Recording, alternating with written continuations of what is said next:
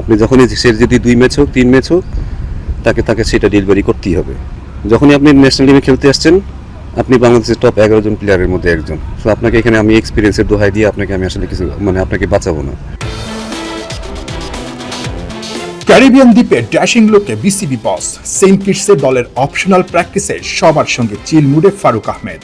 দল হারলেও একদমই হতাশ নন বোর্ড প্রেসিডেন্ট। সবার সঙ্গে হাই হ্যালো শেষ করেই সোজা ছুটে গেছেন হেড কোচ ফিল সিমন্সের কাছে।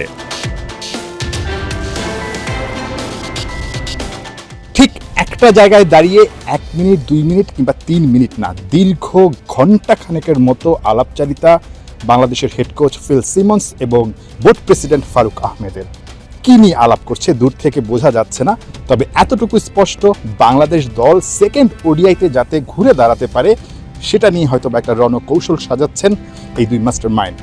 বাংলাদেশ দল প্রথম ম্যাচে হারার পরও বোর্ড প্রেসিডেন্ট খেলাযোগকে একান্ত সাক্ষাৎকারে জানিয়েছিলেন তিনি একেবারেই হতাশ না, যেহেতু বাংলাদেশ দল ভালো ব্যাটিং করেছে বা ঠিক প্রসেসে আসলে ছিল। বাট সেকেন্ড ওডিআইতে, থার্ড ওডিআইতে জিতে বাংলাদেশ সিরিজটা জিততে চায়, সেটাই ultimate target. Head coach Phil Simmons যখন দীর্ঘক্ষণ আসলে বোর্ড প্রেসিডেন্টের সঙ্গে আলাপচারিতায়, তখন ব্যাটিং কোচ মোহাম্মদ সালাউদ্দিন আসলে কি করছেন তার এক ঝলক একটু দেখে নেওয়া যাক।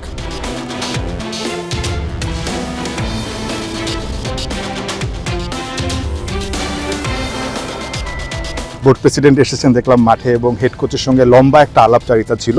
স্টিল নাও আলাপচারিতা চলছে। মাঝখানে আপনি গিয়েছিলেন। গতকালকের ম্যাচটা হারার পর আসলে বোর্ড প্রেসিডেন্টের মেসেজটা কি, বা অ্যাজ এ ব্যাটিং কোচ আপনাকে আসলে তিনি কি বলেন বা কি নিয়ে আলোচনা আসলে হচ্ছিল? উনি আমাদের এনকারেজ করেছেন যে আমরা ভালো খেলেছি, ডিসস্যাটিসফাই হওয়ার কিছু নাই, ভালো খেলছে ছেলেরা, হয়তো এতটুকুই হয়েছে, আর বেশি আসলে কথা হয়নি।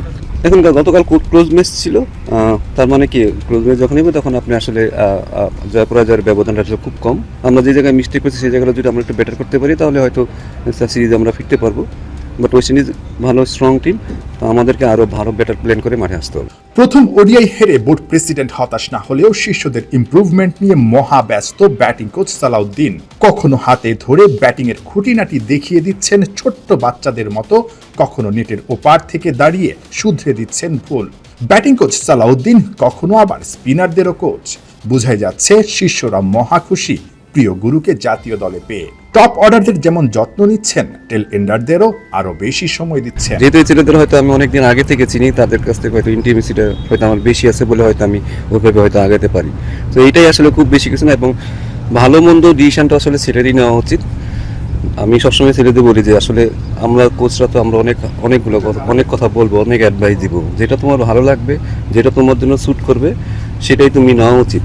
তাহলে হয়তো তুমি ম্যাচুর প্লেয়ার হবা। একটু মেন্টাল সাইডের এই সাইডটা যদি তারা বেটার করতে পারে তাহলে আমরা অনেক ভালো টিম হবো ভবিষ্যতে। সালাউদ্দিন ভাই, একটা কথা আসলে খুব বেশি বলা হচ্ছে সাম্প্রতিক সময়, আমরা দেখছি যে আসলে সিনিয়র ক্রিকেটাররা যখন একে একে চলে যাচ্ছে সেক্ষেত্রে আমাদের ফিউচারে আসলে বাংলাদেশের ক্রিকেটে একটু অমানিসা, অন্ধকার, এরকম অনেক কথা অনেকে বলছে।